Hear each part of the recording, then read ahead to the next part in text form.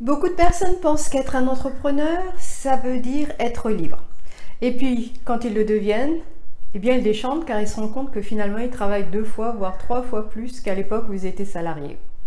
Ils ont moins de temps pour eux. Alors, comment devenir un entrepreneur libre? La réponse tout de suite.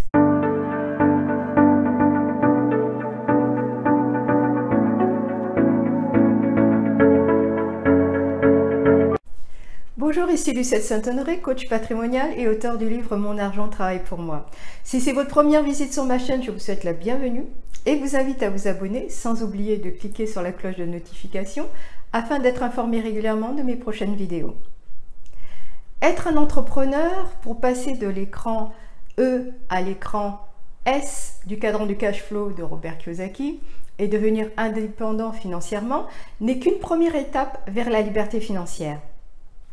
La vraie liberté est lorsque vous passez de l'écran S, Self-Employed, à l'écran B, c'est-à-dire de travailleur indépendant, entrepreneur individuel, à propriétaire d'un business, d'une entreprise. Je vais vous parler ici, non pas de liberté financière, mais de liberté entrepreneuriale. En fait, toute la question est de savoir si vous possédez une entreprise ou si c'est votre entreprise qui vous possède. Posséder une entreprise est une chose, la gérer en est une autre. C'est quoi au juste la liberté entrepreneuriale? Eh bien, si vous pouvez répondre positivement aux 5 questions suivantes, vous êtes un entrepreneur libre. Première question, pouvez-vous vous payer correctement? Deuxième question, travaillez-vous moins de 60 heures par semaine? Troisième question, pouvez-vous prendre le nombre de jours ou de semaines de congés légalement en vigueur dans votre pays? Quatrième question, pouvez-vous partir en vacances sans mettre à mal votre entreprise?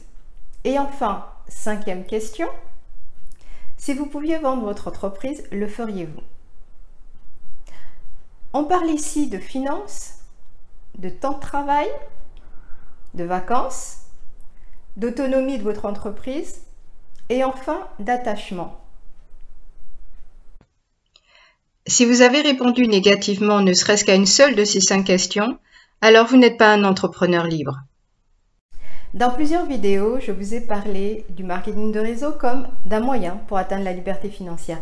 Mais c'est aussi un bon moyen pour passer de l'écran S, Self-Employed, c'est-à-dire travailleur indépendant, à l'écran B, propriétaire d'une entreprise, businessman ou businesswoman.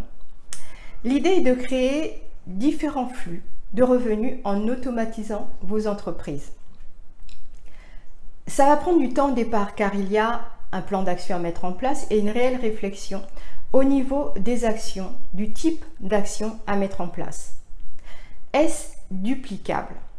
Tout le secret de la réussite est là. Si vous arrivez à dupliquer ces actions, vous allez pouvoir créer différentes entreprises sur le même modèle et finalement, il ne vous restera plus qu'à gérer ces entreprises. Vous n'aurez plus besoin d'intervenir directement. L'idée, ce sera simplement de pouvoir les gérer et vous pourrez le faire de n'importe où. Et là, à ce moment-là, vous serez vraiment libre.